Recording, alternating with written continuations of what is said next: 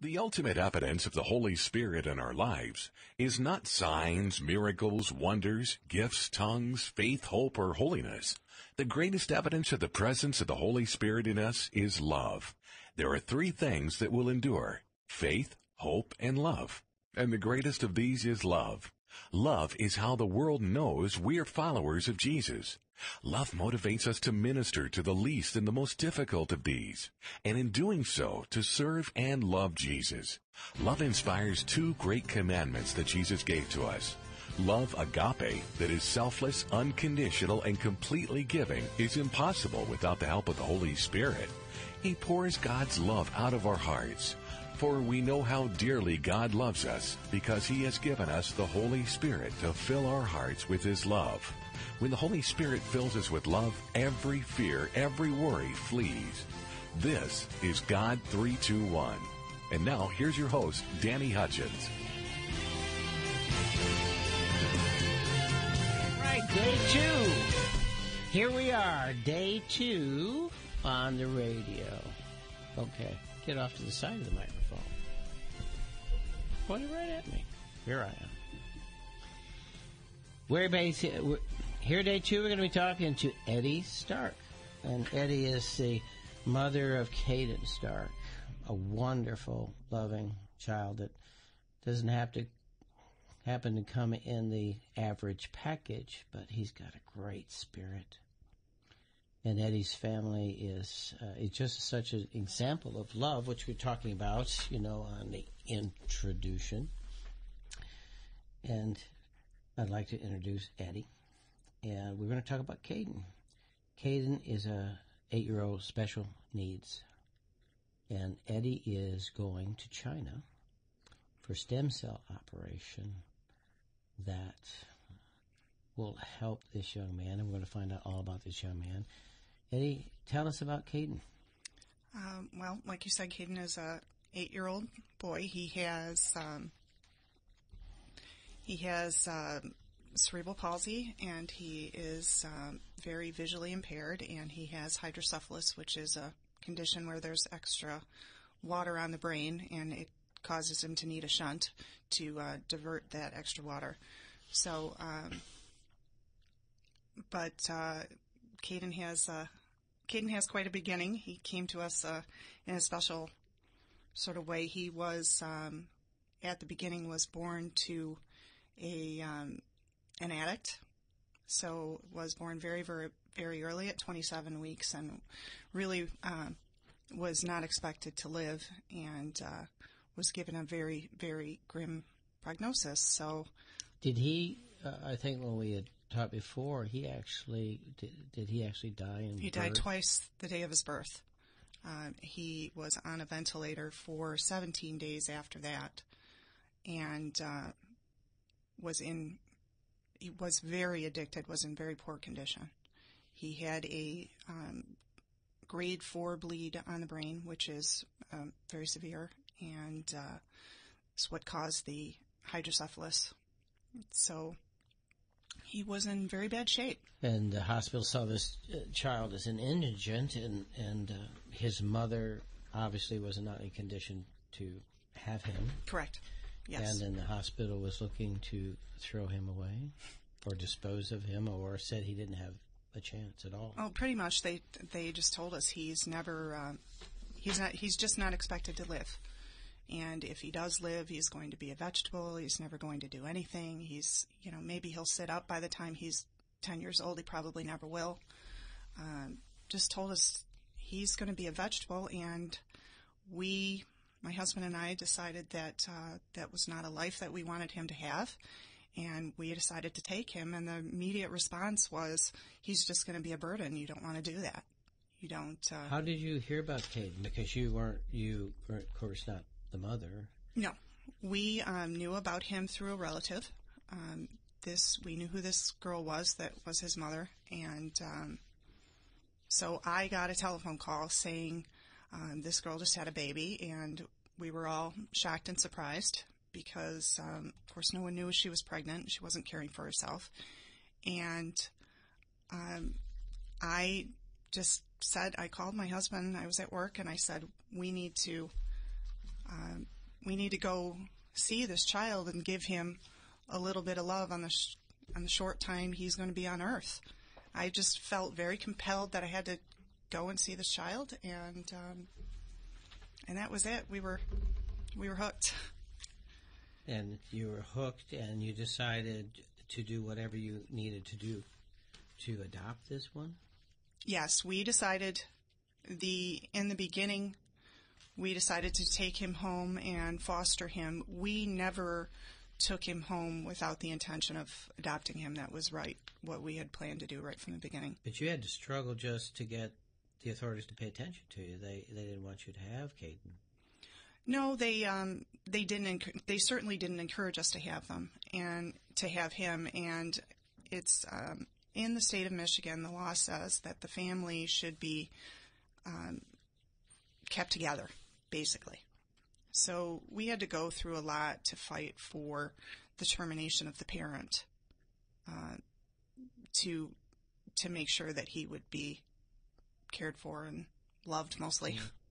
But it's that determination fight. You, I understand, were at the hospital every day. Every day. Because there was no one there for Kaden. No, he had very, very little visitors the whole time. I went every day after work. I would go to work and I would go straight to the hospital. And on the weekends, I would spend the entire days there. And I would go and be involved in his care. And when Kaden was born, the day that we found out he was born, we had found out we were pregnant with our first child 2 days prior to that. 2 days prior? 2 days prior. So I spent my whole first trimester in the hospital holding the baby. So what was it about Kaden that drew you so much? He was so helpless. Yeah, his tiny little body was just broken, and he fit right into the palm of Tom's hand. He fit in his hand. He was a bird. You could see through his skin, and they were telling us that he wasn't going to be anything. He was going to be a vegetable, but I was noticing right away, and so were some of the nurses, that every time I got there, he would just perk up. His skin would get a different color. He knew I was there. He was waiting for me to be there. And he could feel that you loved him. Absolutely. So, and he would get depressed when I left. His actual oxygen stats and everything would change when I left the building. My goodness. So, how could you turn your back on that? When did you name him? We did not name him until his termination became official, which took 18 months. 18 months? 18 months. We refused to give him a name at that time because we didn't know. And we never called him by his birth name. When he came home from the hospital, he had surgery the day before on his shunt. He was covered in railroad tracks on his head. So Tom had started calling him Boo Boo, and it got shortened to Boo. So literally for 18 months, he was only called Boo. Called Boo? Boo. And that's still his nickname? Still his nickname, yes. But 18 months. 18 months. You fought the system yes. for 18 months. We went to court every 3 months. And there is what is called a parenting agreement that the foster system and everybody in Child Protective Services comes up with, and the parents, the birth parents, have to comply with the parenting agreement. And what would happen is it would come close to the time when they were going to be in court, and the father right from the beginning said, this is a good home, I want him to be with his family, and the father did not fight us. But the state is what fought you in the hospital? If the father didn't fight you... The mother was not willing to give up the child. The mother was not willing, and she was the one on the drug cocktail, the mother? Correct. Yes. Was she still addicted when she was fighting you? She wasn't going to her drug testing, or she wasn't passing, so, yeah. My goodness. But then in 18 months, you worked your way through this fight, and then you had Kaden. Yes. And then you took him home. We took him home at 2 months old. and you had your child in the way. Okay, your Yes. baby was born. Yes, he was born in March, and she was born in November. In her name? Her name is Haley. We call her Sky.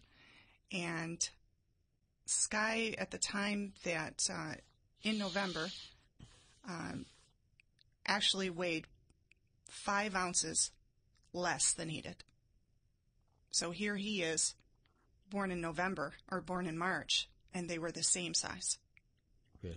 So it was very strange for people. They'd see me walking around fully pregnant with a brand new infant, and then people just assumed we had twins, and we pretty much did from there on out. She's very attached to him, and well, that's what and every time that I've met you and your family and the girls, okay, they're just so loving of Kaden. Just so loving and so accepting of Kaden. Absolutely. We have never treated him like there's something wrong with him, and they have never seen that there is. And in our eyes, there isn't something wrong with him. It's just something different. But when you took him home in 18 months, and then when time came... 2 months, yeah, we took him home. 2 months. So then came now you had to work with him. Yes. We started him in therapy at 5 months old. We started doing everything that we could right away. By the time Sky was born, we were already involved in therapy. We went through the local early infant preschool program in Macomb County, and they did a fantastic job. We started him in therapy right from the beginning, and he was one of the youngest ones and stayed in that program a long time because we were fighting right from the beginning. We always felt that he was going to be able to do more. Well, when you got home then, you didn't know if he saw or not. No, not at all. And his legs didn't work for him? No, his legs didn't work. He did not bury any weight. You would stand him up like a little baby. You do a little baby. If you would stand him up on your lap, his legs would just drop. He never had any of those first milestones in the first year at all. He didn't speak or roll over or kick his legs. He didn't track any light. There were none of those things that he did in the beginning, but he laughed. He laughed. And he smiled. And he started eating baby food normally, which is something they said we didn't know if he was going to be able to do. So when you were in the room, obviously he sensed your presence. Yes. And your husband's presence, Tom. Mm-hmm. And the girls. Yeah. Okay, your daughter at the time, because now you have 2. Right. Yeah. And then, but he laughed. Did he laugh at the humor, the music, your presence, your feeling of laughter? He would respond to us. He would smile. We would have Radio Disney on in the background on the television, and we would notice that every time the Wiggles came on TV, he would just start laughing and smiling. And we realized even at 5-6 months old, he knew exactly who they were. And to this day, he listens to them every single day. Well, I met him, and you can see in him there's a lot going on. Absolutely. In his mind. His receptive language is very, very good. He understands everything that we say to him. He follows directions. He is learning ways to communicate with us. His expressive language is not nearly as good as the receptive, but his receptive language is very good. He has quite a sense of humor, and he has all his favorite people. His papa has been right from the very beginning. They would kind of become one person when... That's his grandpa. Yes, his grandpa. Tom's dad would pick him up, and he would just melt into him. And they just have this mutual love that right from the very beginning that he warms your heart. Now, Kaden moved along. You worked with him. Now, you had to... This has been your life's mission. And, of course, the girls, the 2 of them. It's been like so much time... You couldn't leave Kaden. No, No, in the first 3 years of life, he was constantly hospitalized. He was constantly having surgery. We spent 10 weeks at Children's without leaving. 10 weeks, Children's Hospital without at Children's leaving? Hospital, because they could not get his shunt to function properly. So we went in August, and we came out for Halloween. So incredible. God gave you great patience, tolerance, and great compassion. For me, there's just not another way. I can see that. And I've told you before, I met your husband, and every time we talk about Kaden, he just lights up when he talks about children, talks about his family, and your love emanates also through him. He is a mirror of your compassion for that boy. Yeah, we adore him. We've never regretted for a single second bringing that child home. Now let's go forward now. 10 weeks. 10 weeks. He's had 23 surgeries. 23 surgeries. Over what period of time? He's at 23 now.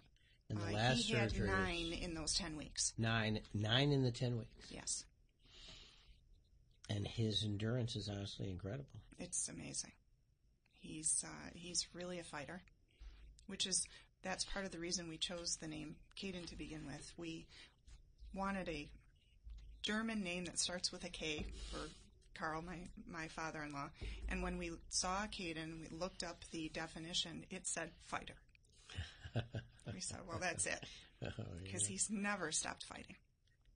But and then you had therapy, and I know recently that your funds for therapy have been reduced. Yes, which is statewide. Yeah. It's part of the reduction program now, or it's for everybody? Yes, it's for everybody. It's just a mirror of the economy. Yes. And we want to get on to, you're taking Kaden to China. Correct. And there's a stem cell surgical program. Correct, yes. And that program you have found by research, and you have an association with Heather Hall, right, who has a daughter who has been through that program. Correct. And you're leaving in June. In June, yes. And you're taking Kaden. Yes. And you're going to spend the time where you're going to be there right every day, every minute, every second. Absolutely. And you're raising money. Yes. We've been raising money for over a year now. Well, let's talk about that program and what you found, because our audience, there are people out there are children out there that need to understand about this program. Now, the United States doesn't provide this type of program. No, it's not legal in most places. They are starting to do some work with it, that they're light years behind some of the other countries in what's available. And my understanding with the program you're going to, you selected that you screened it down, and Kaden's 8, which they prefer that you have the programs, or at least some of the programs prefer that as early as possible. Absolutely. Because of the speed of regeneration of the cells. Correct. And now you're entering Kaden, and he's kind of on the... He's on the higher end as far as... They are beneficial to adults as well, but have more benefits for children under the age of 11, 10, right around there. You've been raising money for how long? Just over a year now. Yeah. How many fundraisers have you had? Oh, 6. 6? 6, 8. And you got 2 more to go? Yes, 2 more to go. And then how much money do you need for the trip and for the surgical procedure? The trip itself, we're going to be there 45 days. It runs right about $1,000 per day by the time you factor in the expenses and the treatments and the things that you need there. It's right around the area of $45,000. Okay, now what can Kaden do right now? Where is Kaden at right now in his abilities? I've seen him move and get around, and you told me how that when he gets in a room, and it doesn't take him long to know everything that's in the room and how to get around the room. And he still doesn't quite see fully. He has just a little bit of vision. Yes, he has tunnel vision out of his right eye. And he sees out of the lower portion of his right eye to a degree. And he can see shapes and shadows. He knows light is there. He actually can pick up some colors. So he knows things are in front of him. And he has special devices to help him get around. He does have a walker. He does fully walk in a walker now. It's just short distances. He couldn't, spend an afternoon at Target or something like that. But I've seen he's got a scooter, though, he does really good that has wheels on it that he zips around with his papa. Yeah, right? Absolutely. He scoots around on a scooter. He goes in his walker. It's got a little seat on it. And he just, when he's tired, he flips the seat down and he has a seat and waits it out. But he has an incredible ability to map out a space. He knows where he is. Once we've been somewhere once or twice, he will make himself around that place again, even if it's a year later. He knows where he is. Oh, great. He has an incredible sense of time. He knows what time Tom gets home from work, and when he isn't within about an hour or so of that time, he goes to the door. And he's saying, Dad? So there are things that he knows. He knows people. Yeah, you said he actually recognizes, he understands senses their spirit or their essence, or he smells them, detects Absolutely. them, he feels them, he knows them, and he can identify yes. people. Yeah. He knows people's voices. Once someone's been around a long time, I believe he recognizes that person. And I know that you talked to him just like he was perfect. And you just have great conversations with him, and you sense that he understands what you're telling him. Oh, definitely. Yeah. When we go into the house, I say to him, take off your coat, take it to your room, go back to your chair, and you can listen to your music. And he does all those things. He drags his coat through the house, he pulls it off over his head, and he's found ways to communicate with us. We're going into a break. We'll see you on the other side in just a couple minutes. Cooking, cleaning, work, school, drop-off, pickup, cooking, cleaning, work, school. Stop!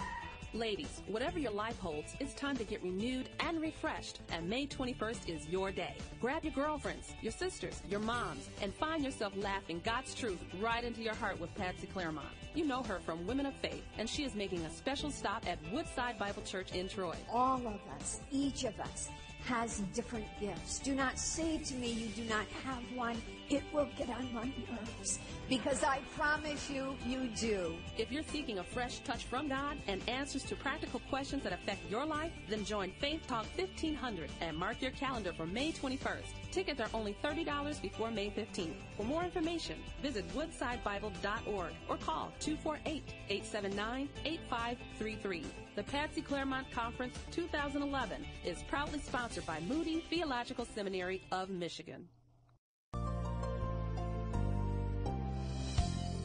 This is John MacArthur welcoming you to Portraits of Grace. It's hard to imagine that we were ever enemies of God, but the fact is that all unbelievers are at war with God and He with them. Yet whoever has been justified by faith in Christ receives reconciliation to God, which also brings peace with Him. That's permanent and irrevocable peace. But Jesus just didn't establish eternal peace. He Himself is our peace. That great truth emphasizes Christ's atoning work as a basis for our assurance. Those facts allow you to stand firm under Satan's attack. They free you from focusing on your own goodness and merit and allow you to serve the Lord with the confidence that nothing can separate you from Him, not because of what you've done, but because of what Christ has done. So thank God for saving you and establishing peace between you and Him through Christ and making you a portrait of grace.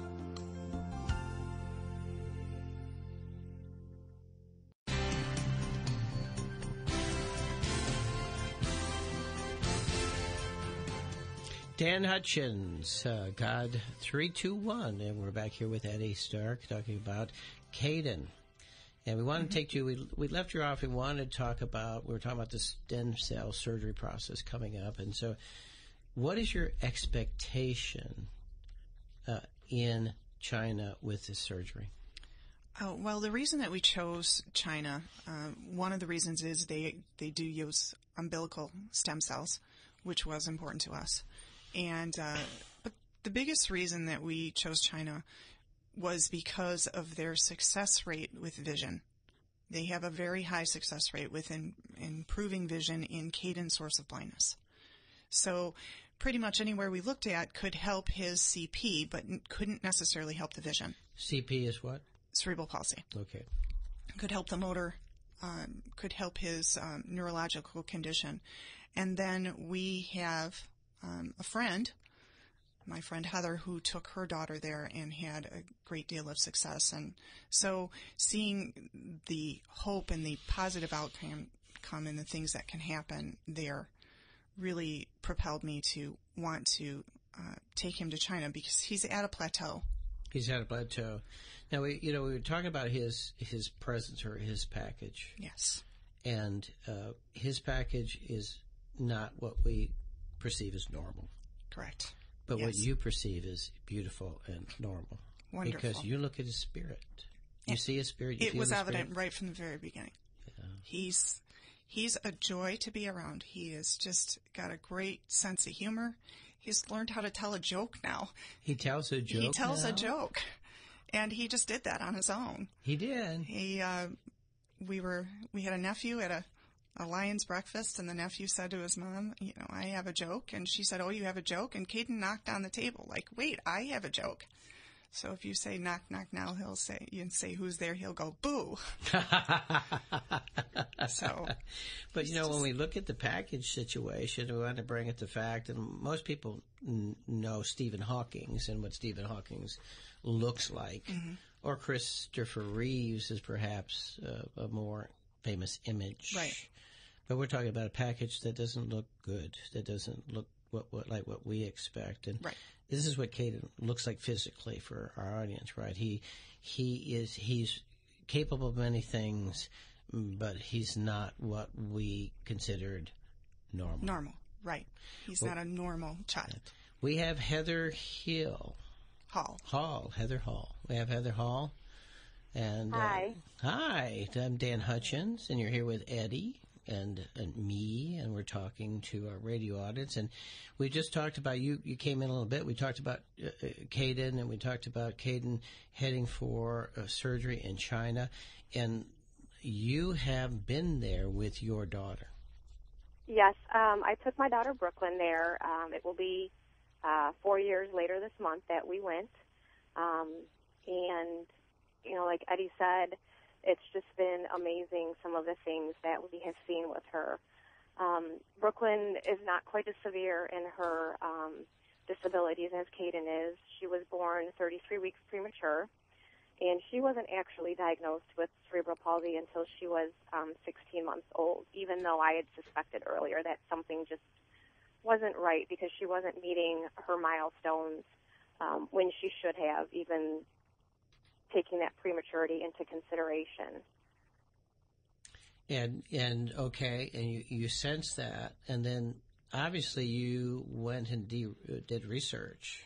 What had happened with Brooklyn is I had taken her to see a specialist to find out if she actually did have cerebral palsy or not, and it was in January, and he told us, yes, she definitely has cerebral palsy. There's no question about that. She'll never walk. If she does, she'll need assistance her whole life. And I left that day and said, that's not the life my child is going to live. Well, how was her cognitive understanding? She is different than Kaden. Brooklyn is verbal, more so than Kaden, and her cognitive abilities blow you out of the water sometimes, the things that she comes up with. Really? Yeah. Some of the stuff, sometimes I don't know where she gets her understanding of things, especially when she is in physical therapy. She will actually tell the therapist if she has some of the equipment in the wrong spot. Really? Yes. She's precocious. Yeah, we know about Kaden's sense of humor, and his great smile and his presence in Brooklyn. Brooklyn is a pistol. Brooklyn is a pistol. Yes. She is. She has determination that you just cannot believe. Her physical therapist has even said to me the number of times she has fallen and gotten back up I would have given up by now. And she keeps going. She loves coming to physical therapy. She goes twice a week, usually at least for 2 hours. And even this morning on the way to school, she wanted to know if she could have a bonus today at therapy. A bonus? And for her, a bonus is staying for 3 hours. Wow. What about tell us about the trip? You know, when you took your daughter and the surgery. After I was told that she would probably never walk and she would always need assistance, I went home that day and started doing some research on the internet, and I had found out about this place in China. Fortunately for me, my sister-in-law happened to be over there with her family. Her husband was transferred over there, and I was able to send her to check some things out for me. And having a background in biology, it made sense to me what they were doing over there. So it was probably mid-February of 2007 when we decided that we were going to go, and we were able to book our trip for May of that year. Okay. We, at the time, the treatments were a little different. They were only offering up to 6 umbilical cord treatments at that time, which means you're there for a shorter amount of time. We had only decided to do the 4 at that point in time, just because financial and some other issues like that. So Brooklyn and myself and another friend of mine that I've known for over 30 years flew to China. Fortunately, my sister-in-law was able to get us at the airport, and we were able to stay with her for a week. And then at that point, we went to the hospital, and we were at the hospital for a total of 30 days. So you stay at the hospital? You stay at the hospital, and typically they will limit it to usually one family member, just because for space-wise, the rooms don't really accommodate more than a patient and an additional person. So for the 30 days, you're right there at the hospitals, meals, everything. You don't leave. You're with your child and totally involved in the process. Correct. And what they do there is they also offer, over there they call it physiotherapy, but here we call it physical therapy. They offer physical therapy and occupational therapy, and depending on the needs of the child, they will also do acupuncture or whatever else they feel that the child would benefit. So Brooklyn was getting 5 to 6 days per week of therapy, and then about every 5 to 7 days, she would also receive a umbilical cord stem cell transplant. Eddie, how many umbilical cord transplants is Kaden going to receive? Kaden will get a total of 8 in a combination of 4 different ways. So we'll be there a little bit longer. We'll be there 45 days. Yes. And then Kaden's going to obviously have to fly, and right. And then I've seen Kaden move around, and it's hard for him to be still. Definitely. So that's a challenge. Your husband Tom said that you're leaving from Toronto. Correct. We are going Toronto, Beijing. A direct flight. Right. That's better. Yes. So he's taking us to Toronto, and we'll fly out from there. Heather, your expectation, because you did the research, and this was all new to you, and your expectation when you got to, obviously you thought that it's going to help Brooklyn out a lot. Has the results met your expectations? I actually think it has exceeded my expectations. I went into it with the thought of if it could help her just a little bit and make life easier for her, then it was worth it.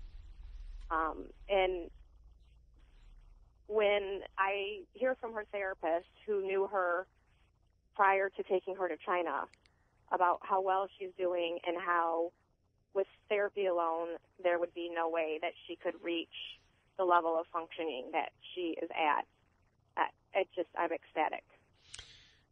I understand that she's on the verge of being immersed into the school system.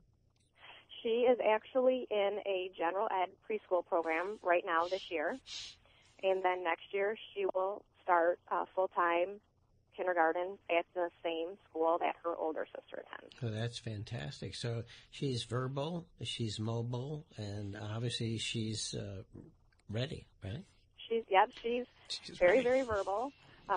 She does get around with hiking canes. We've actually found work better for her because they are adjustable to her height and have a smaller handle.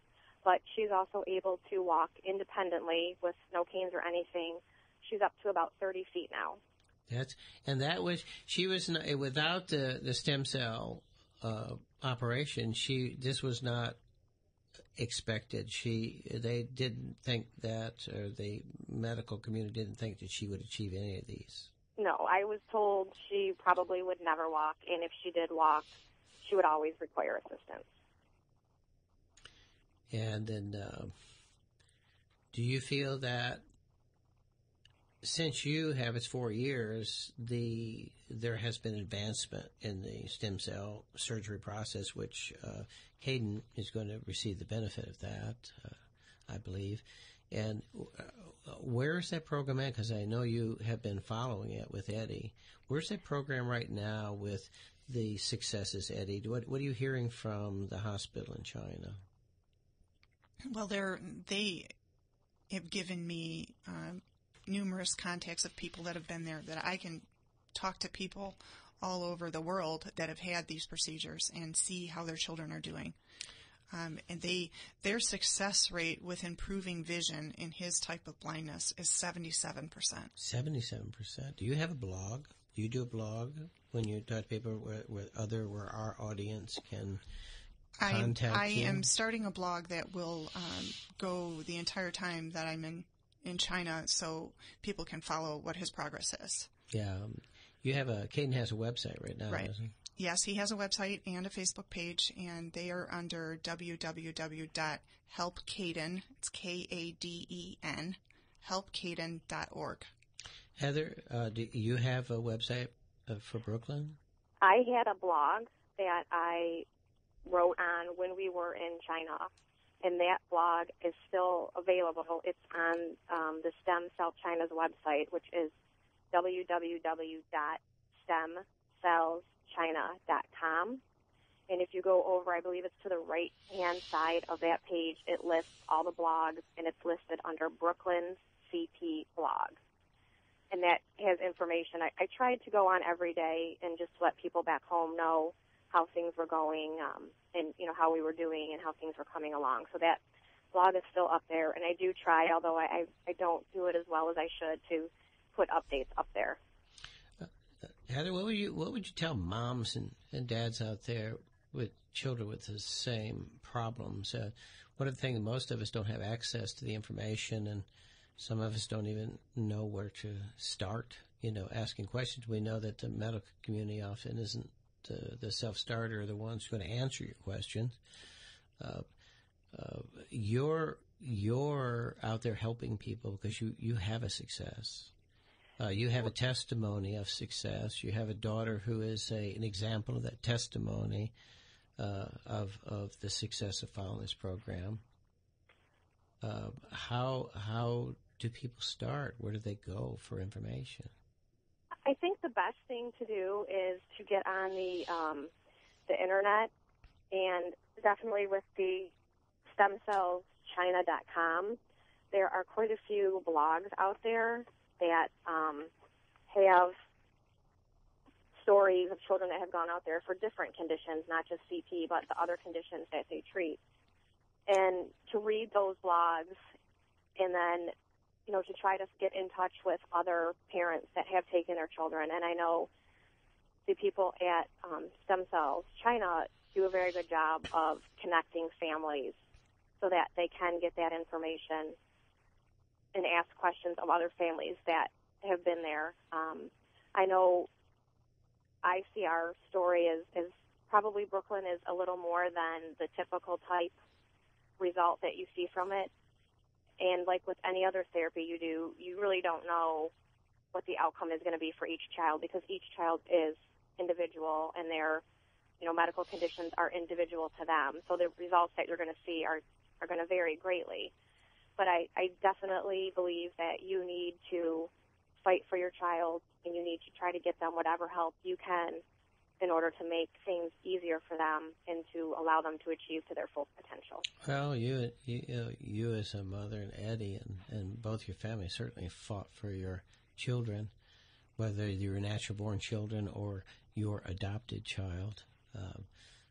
Obviously, you have great compassion and great patience, to do that, and endurance. This is incredible, the endurance and the fight. When we fight against our own laws and our own government to save a child or to save an adult, even.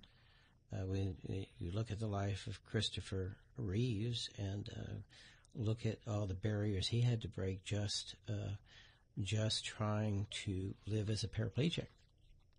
Incredible barrier. And what, Heather, would there be any benefit if Brooklyn had additional stem cell surgery? There probably would be. When we were in China, they were very surprised at her progress in China because they typically tell you don't expect to see any results for 2 to 6 months after you return home. And she was actually showing improvements after her first treatment. Well, you say she's tenacious. She is. That she is. Even at 18 months when we were in China, she was. Even at 18 months? Yeah. Yes. She was 18 months when you were in China. She was 18 months when we took her to China. Oh, my goodness. My goodness. And then, go ahead.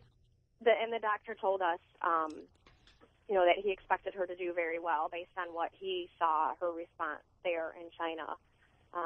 In that, the possibility of one more treatment would maybe be all she would need to bring out her full potential.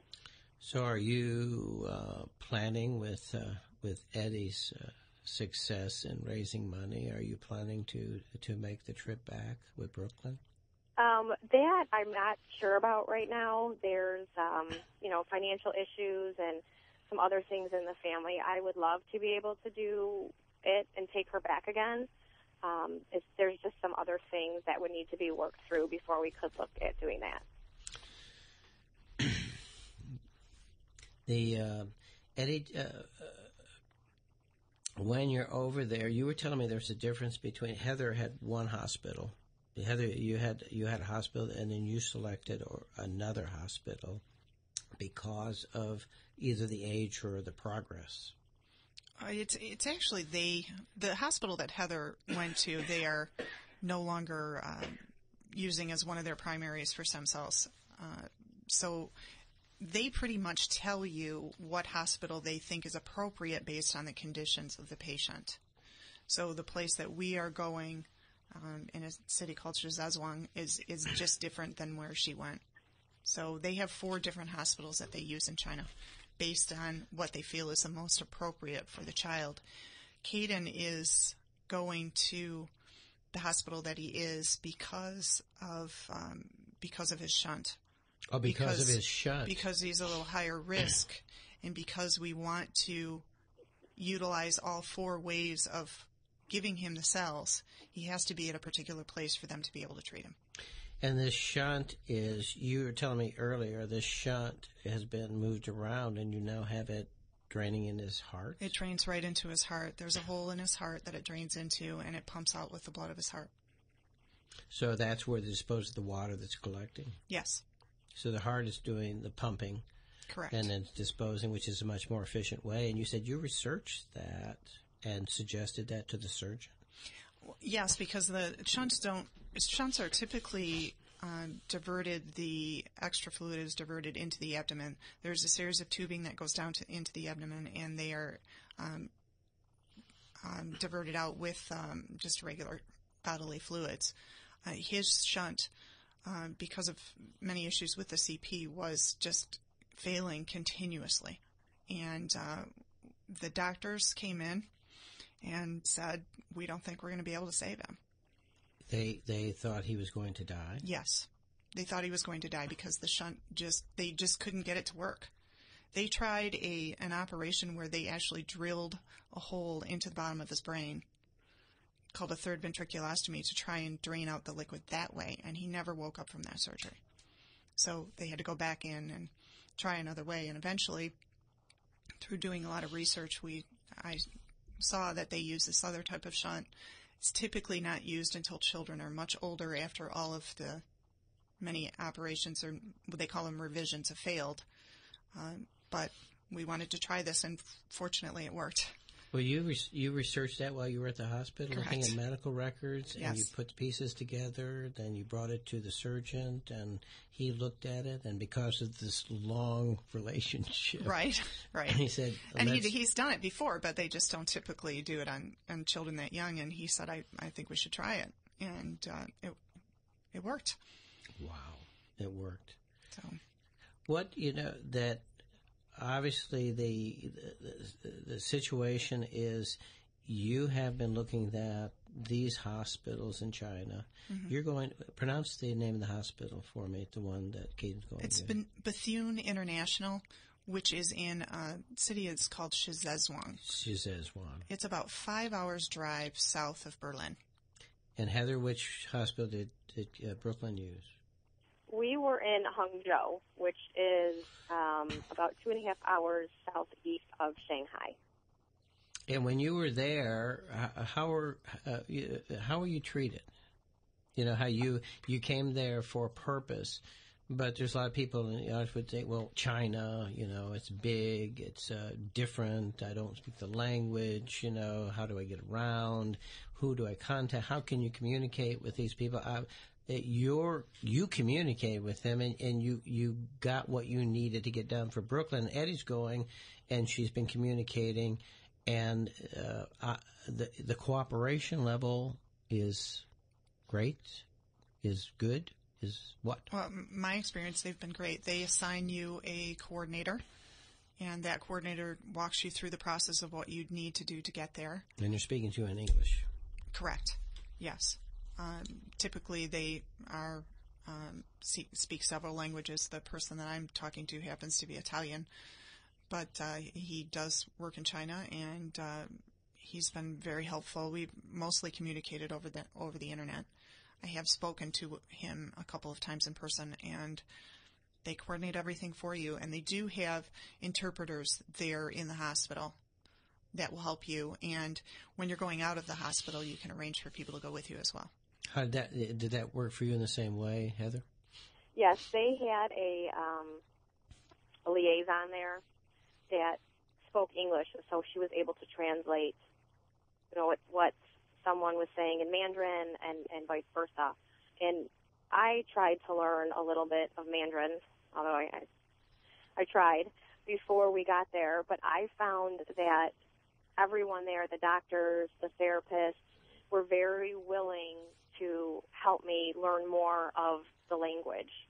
And some of them, even if their English was not good, like Brooklyn's physical therapist and myself would sit and we would teach each other Mandarin and English to learn more so that we could communicate better, and for people in the future that would come. Most of the medical personnel over there, their English was good. Some of them, it was exceptional, and some of them, it was not so good. But we always found a way to communicate what we were trying to tell them, and we didn't have any issues with any miscommunications or anything like that. If someone was there and they couldn't understand you, they would get somebody to make sure that they understood what you were trying to tell them, and vice versa.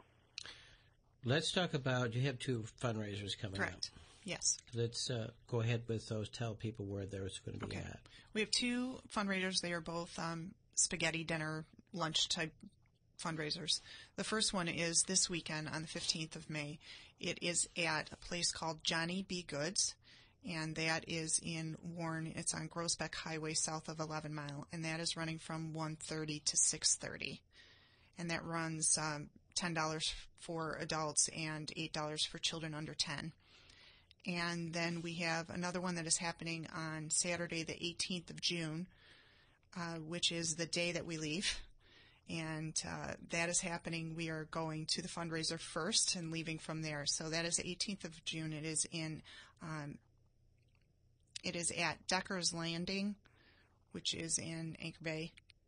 And that one goes from 2 until 8. Okay. Right after this show is over, the show is going to be posted on the internet at Salem 1500 AM. And we also, on God321.net, we will have Kaden's information online, and we'll have the follow-up, and we'll tell you online. Again, that's God321.net.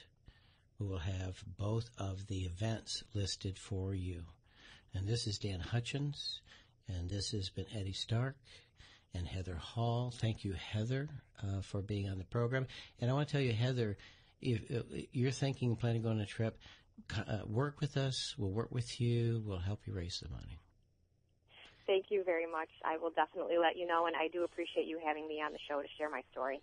Well, thank you for being on the show, and thank you, Eddie. And thank you very much. And thank you, Brooklyn, and thank you, Kaden.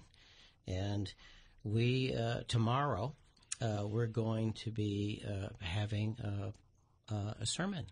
We're going to be talking about sacrifice, our side being a living sacrifice for God, which these two women have been a living sacrifice for their children and for God. And they've been looking at the spirit and not the package. And that love is what they're all about. And I am Dan Hutchins, God321.net.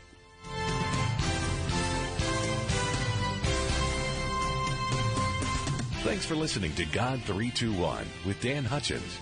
God 321 is sponsored by Dihydro Services, Inc. To learn more about the person of the Holy Spirit, visit God321.net. That's God321.net. Or call 586-978-0541. That's 586-978-0541.